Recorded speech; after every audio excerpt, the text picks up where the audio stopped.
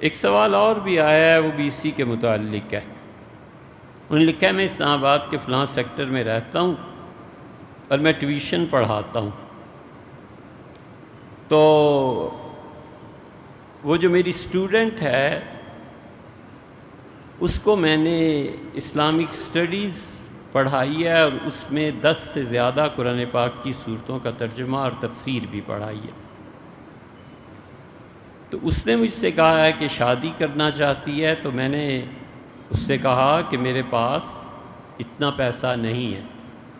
تو اس نے مجھے لا کر حدیث دکھائی کہ حضور صلی اللہ علیہ وسلم قرآن کریم کی صورتیں سکھانے پہ نکاح کر دیا کرتے تھے، اور آپ نے تو مجھے 10 صورتیں سکھائی ہیں، تو چلو شادی کر لیتے ہیں۔ کیا بات ہے صاحب، گھر بیٹھے رشتے مل رہے ہیں نا، اوہو روزہ ہے یار۔ تو اس نے کہا یہ حدیث مجھے دکھائی ہے، تو کیا میں اس سے شادی کر سکتا ہوں؟ دیکھو، اندھے کو اندھیرے میں بہت دور کی سوجی، اس زلف پھبتی ہے شب دہجور کی سرخی، اندھے کو اندھیرے میں بہت دور کی سوجی۔ بھیا صاف بات یہ ہے کہ قرآن کہتا ہے کہ تم اپنا مال خرچ کرتے ہو۔ اچھا، حدیث جو انہوں نے سنائی ہے وہ بھی عرض کر دیتے ہیں۔ رسول اللہ صلی اللہ علیہ وسلم کے پاس ایک آدمی آیا اور اس نے کہا قال لرجل من اصحابی، تو رسول اللہ صلی اللہ علیہ وسلم نے اس آدمی سے کہا کہ تمہاری شادی نہیں ہوئی؟ اس لڑکے نے کہا نہیں اللہ کے رسول میری شادی نہیں ہوئی۔ آپ نے فرمایا تم قل هو اللہ پڑھتے ہو؟ اس کا جی۔ تو آپ نے فرمایا تو آدھا قرآن ہے، الیس معاک اذا جاء نصر اللہ والفتح، اور تم اذا جاء نصر اللہ بھی پڑھتے ہو؟ قال بلا، اس کا جی کیوں نہیں؟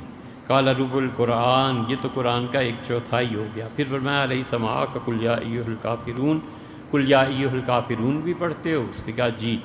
تو آپ نے فرمایا الیس معاک اذا زلزلت الارض، یہ زلزلت الارض تمہارے پاس نہیں ہے، یعنی تم نہیں یاد کی ہوئی؟ اس نے کہا جی میں نے کی ہوئی ہے۔ تو آپ نے فرمایا کہ تزوج سکھا دے جس سے تو شادی کرنا چاہتا ہے، اور اس کے ساتھ تیرا نکاح ہو گیا۔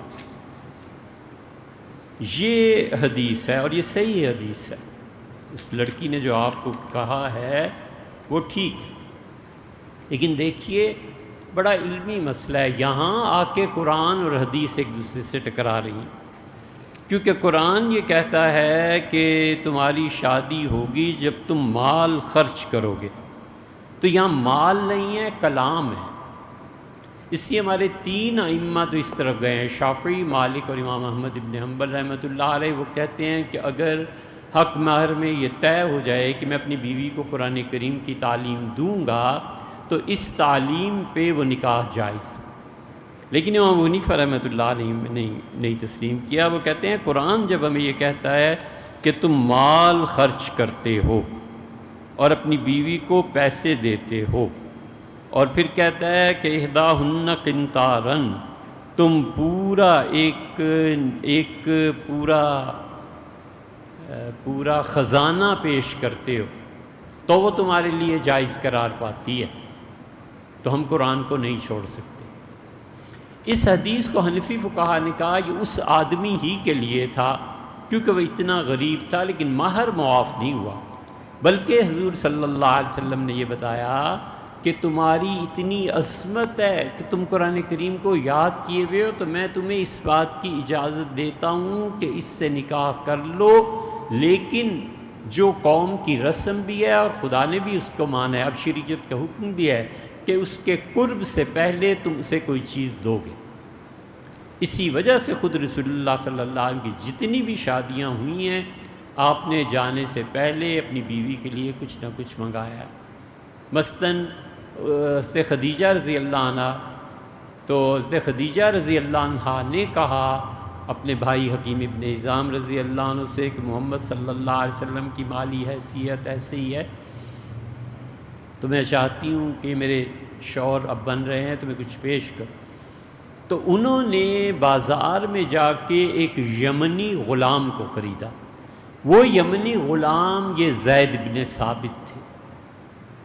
حضرت خدیجہ رضی اللہ عنہ نے اس غلام کو قربت سے پہلے حضور صلی اللہ علیہ وسلم کی خدمت میں پیش کیا کہ یہ میری طرف سے ہے۔ نبی کریم صلی اللہ علیہ وسلم نے ایک اور اپنی شادی کے موقع پہ انگوٹھی منگوائی اور آپ نے اپنی اہلیہ سے کہا کہ میری طرف سے آپ کے لیے تحفہ ہے۔ تو عربوں کی رسم بھی تھی، اور ویسے بھی اب حضور صلی اللہ علیہ وسلم کر دیا تو یہ شریعت ہو گئی۔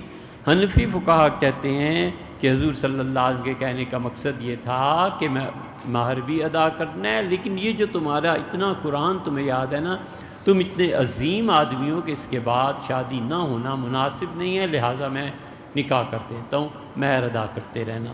بہت اچھی چیز اس پہ علامہ عینی رحمۃ اللہ نے لکھی ہے۔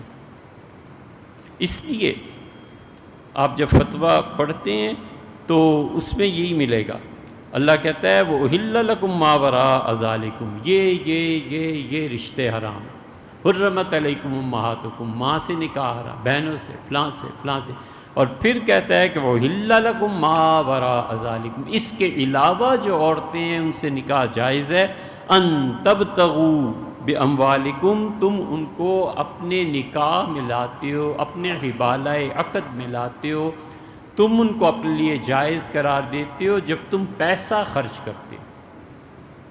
ہمارے حنفیوں کے نزدیک قرآن سب سے پہلا استدلال ہے۔ ہم قرآن کو دیکھتے ہیں اور حدیث کی کوئی توجیہ، کوئی چیز بیان کرتے۔ محسنین، مال خرچ کر کے اسے نکاح کی قید میں لاتے ہو، غیر مصافحین، کبھی ایسے نہ کرنا کہ تم مال کو خرچ کیے بغیر، غیر مصافحین، محض پانی بہانے کے لیے کسی لڑکی پہ قبضہ کر لو، ولیعذ باللہ۔